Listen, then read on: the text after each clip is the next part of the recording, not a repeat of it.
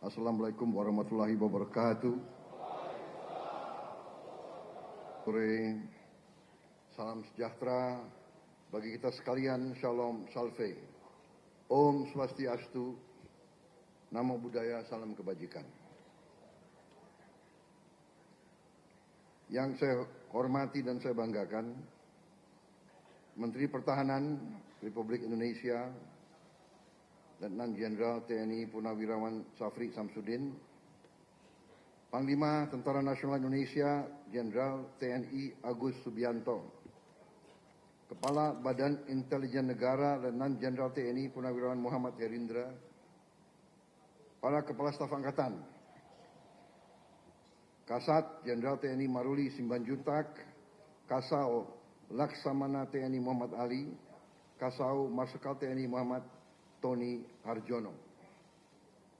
Turut hadir Menteri Luar Negeri, Saudara Sugiono, Menteri Sekretaris Negara, Saudara Prasetyo Hadi, Sekretaris Kabinet RI, Saudara Teddy Indra Wijaya, Wakil Menteri Pertahanan, Marsikal Madya TNI Purnawirawan Doni Hermawan, seluruh perwira tinggi dan menengah TNI yang hadir, terutama para komandan satuan TNI dari semua tingkatan, para panglima Kodam, para panglima Komando Armada, para panglima Komando Operasi Udara, dan Jen Kopassus, Panglima Kostrat, dan Kormar, dan Kopasgat, para Komandan Korem, Komandan Kodim, para Komandan KRI, Komandan Lanut, Komandan Gus Purla, dan Latamal, dan Lanal, dan para Komandan Batalion, seluruh perwira yang saya hormati dan yang saya banggakan. Selamat sore, terima kasih atas kehadiran saudara-saudara. Beberapa saat yang lalu saya diberitahu dalam rangka Rapim TNI, Rapim Angkatan Darat, Angkatan Udara dan selanjutnya akan kumpul para komandan-komandan kesatuan, dan disarankan saya menerima para perwira untuk saya beri pengarahan. Dan ada saran untuk diterimanya di Istana Kepresidenan di Istana Bogor. Karena katanya banyak perwira yang dari daerah-daerah belum pernah menginjak Istana Kepresidenan.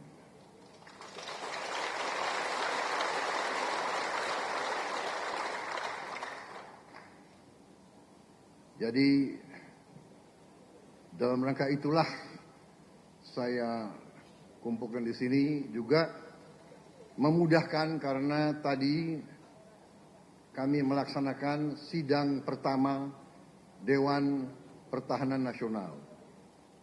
Dewan Pertahanan Nasional ini sudah diamanatkan oleh Undang-Undang Nomor 3 tentang Pertahanan Negara tahun 2002. Dan baru kita laksanakan sekarang 22 tahun kemudian.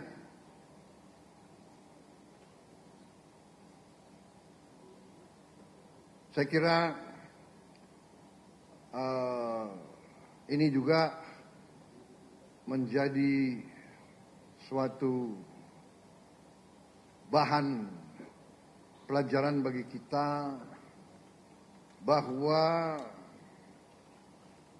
masalah pertahanan ini adalah masalah yang vital bagi kelangsungan hidup bangsa dan negara.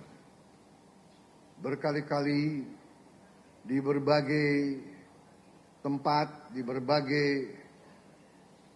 acara, terus-menerus saya ingatkan bahwa pendiri-pendiri bangsa kita telah merancang suatu negara di mana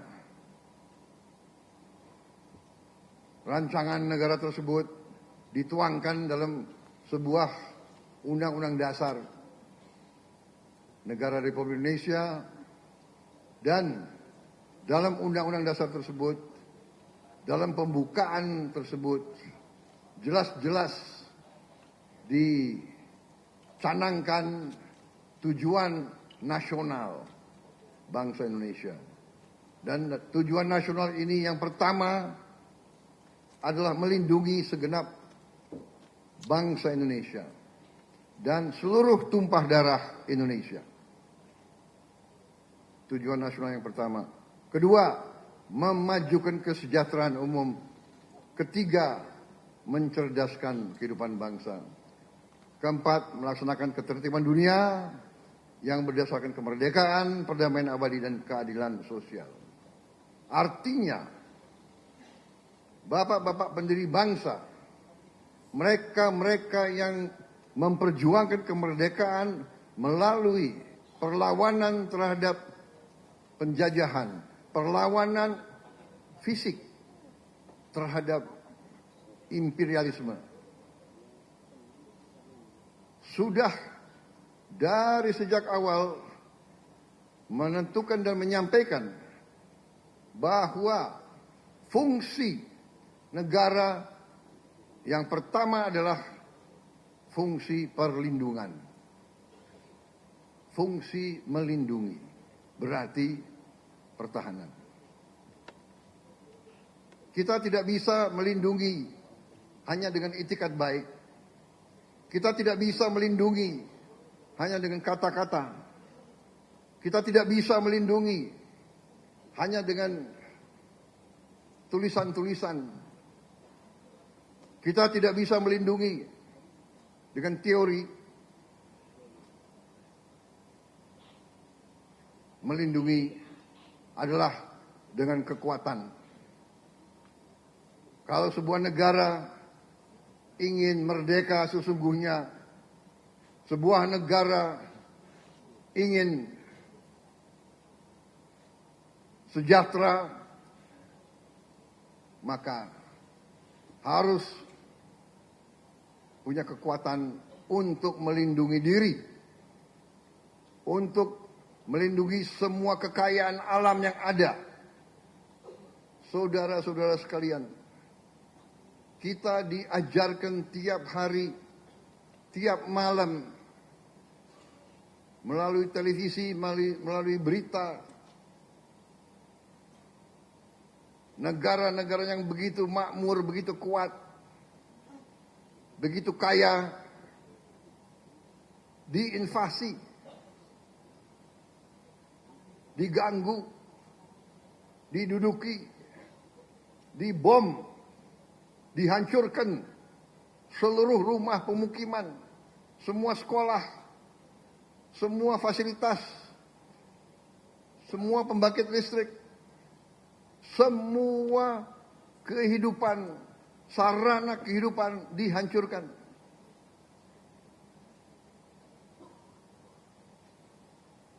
Kita bersyukur